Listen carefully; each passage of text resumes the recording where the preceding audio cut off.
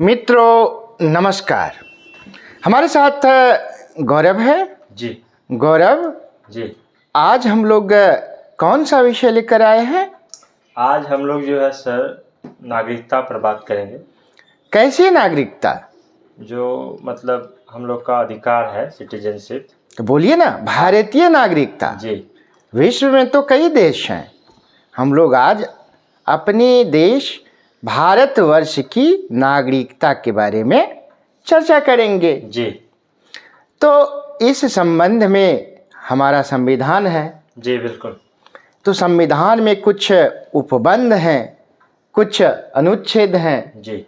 उन अनुच्छेदों के तहत ही नागरिकता के संबंध में चर्चा है। संविधान निर्माताओं ने इस पर ध्यान रखा है। तो गौरव हमें बताएगा इस संबंध में। बताइए गौरव। जी सर, इसमें जो है सर अनुच्छेद जो है 5 से 11 तक जो है नागरिकता में है। और अनुच्छेद 5 जो है सर ये संविधान के प्रारंभ का जो है नागरिकता है। मतलब जो नागरिकता का अनुच्छेद स्टार्ट होता है वो अनुच्छेद 5 से ही होता है। क्योंकि इसमें जो है सर बहुत सारे जो है इसमें मतलब शर्त है कि अगर मतलब जो है भारत में, पहली बात तो अनुच्छेद 5 कहता है भारत में अधिवास हो, डोमिसाइल हो।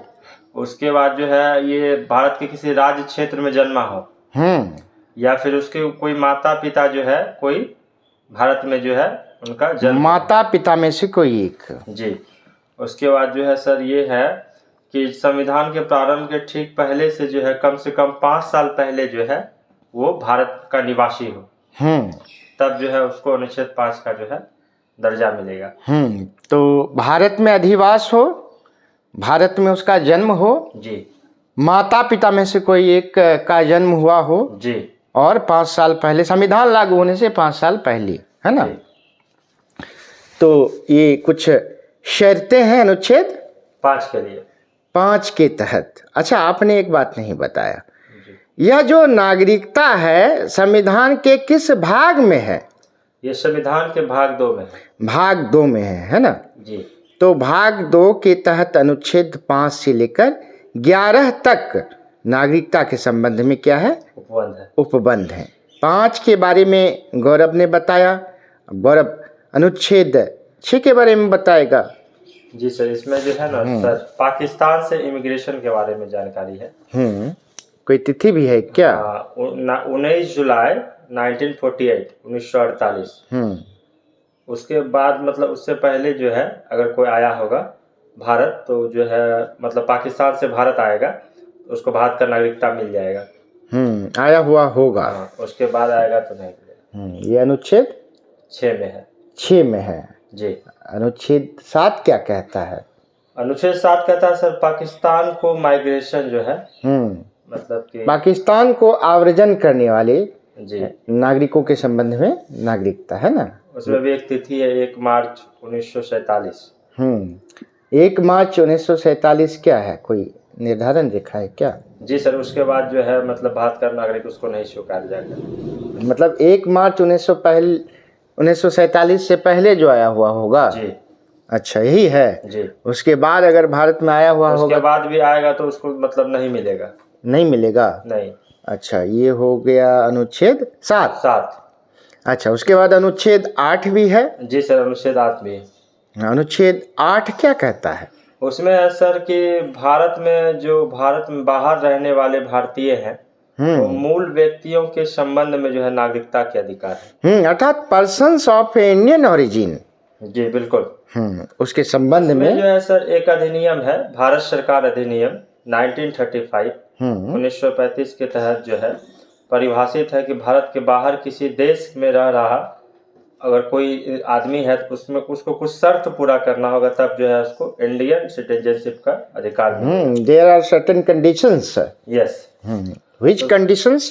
पहला कंडीशन है सर कि भारत का नागरिक के रूप में पंजीकृत कर लिया हो, मतलब रजिस्ट्रेशन उसका हो गया हो कि वो भारत का नागरिक हो। अच्छा, एक बात है इसमें कि बहुत सारे देश हैं, बहुत सारे देशों में क्या होते हैं? दूतावास होते हैं। जी। दूतावास भी 2 तरह के हैं, उनके नाम बोले आप। एक एम्बेसडर है, एक कंसुलेट है। एक एम्बेसी जो देश की राजधानी में अवस्थित होता है उसको एम्बेसी कहते हैं, और जो मेजर सिटीज में अवस्थित होते हैं उसको कॉन्सुलेट कहते हैं। दोनों दूतावास का ही उदाहरण है ना जी। तो जो कॉन्सुलर रिप्रेजेंटेटिव है, दूतावास के प्रतिनिधि हैं, उनके द्वारा आपने क्या कहा, बोलिए? उनके द्वारा जो है सर पंजीकृत कर लिया गया हो। उनके द्वारा पंजीकृत कर लिया गया हो। उसके बाद वह पंजीकरण भारत के राजनयिक या कौंसलर प्रतिनिधि जहां उस समय निवास कर रहे हैं उसके द्वारा हो। उसके द्वारा हो जी। उसके बाद जो है सर यह आवेदन संविधान लागू होने से पहले या बाद में किया गया हो। अच्छा। उसके बाद जो है मतलब आवेदन पत्र का जो है डोमिनियन सरकार द्वारा, भारत सरकार द्वारा विहित प्रपत्र पर रीति से किया गया। विहित प्रपत्र और विहित रीति से, है ना जी। ये हो गई अनुच्छेद कितना? अनुच्छेद 8 की बातें हो गई। और अगला अनुच्छेद क्या है? अनुच्छेद 9। 9 में क्या है? विदेशी राज्य की नागरिकता स्वेच्छा से अर्जित करने पर नागरिकता का मतलब कि जो है अगर त्याग कोई अपने से जो है अगर कोई दूसरे कंट्री का नागरिकता अडॉप्ट करता है तो उसका खुद का नागरिकता खत्म हो जाएगा। चलिए उसके बाद है सर आर्टिकल 10। 10 क्या कहता है? नागरिकता के अधिकारों का बने रहना। हाँ, नागरिकता के अधिकारों का बने रहना। इसका क्या अर्थ हुआ गौरव? इसका मतलब है कि मतलब जो है संसद जो है पार्लियामेंट वही जो है उसी का अधिकार है कि मतलब नागरिकता का जो है वो मतलब बना सकता है या किसी का समाप्त कर सकता है और किसी को अधिकार नहीं। हाँ, अर्थात नागरिकता की समाप्ति संसदीय विधान से ही हो सकती है, उसी कानून से हो सकती है। यदि कोई सुप्रीम कोर्ट कानून बनाए, हाई कोर्ट बनाए या और भी कोई बहुत सारी कोर्ट्स हैं, लोअर कोर्ट्स हैं, यदि इस संबंध में उपबंध बनाता है तो वह क्या हो जाएगा? निरस्त हो जाएगा, वह मान्य नहीं होगा। अर्थात नागरिकता का अधिकार बने रहेगा, इसके लिए संसद ही विधान बना सकता है ना। संसद के विधान से ही नागरिकता क्या होता है? नियंत्रित होता है। जी बिल्कुल।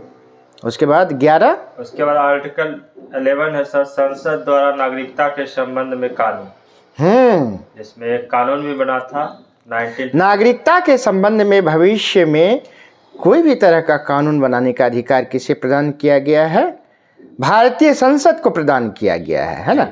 और इस शक्ति का प्रयोग करते हुए भारतीय संसद ने सर्वप्रथम 1955 में नागरिकता कानून बनाया। जी बिल्कुल। और समय समय पर इसमें संशोधन होते रहते हैं, है ना।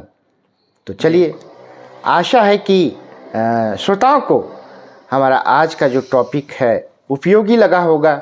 जी बिल्कुल। कई लोगों की यह फरमाइश भी थी कि सर संविधान के अनुच्छेदों पर कुछ चर्चा कर ली जाए, तो आज हमने अनुच्छेद 5 से लेकर 11 तक की चर्चा की है ना, नागरिकता के संबंध में। अच्छा लगेगा। चलिए फिर उपस्थित होंगे अगली वीडियो में।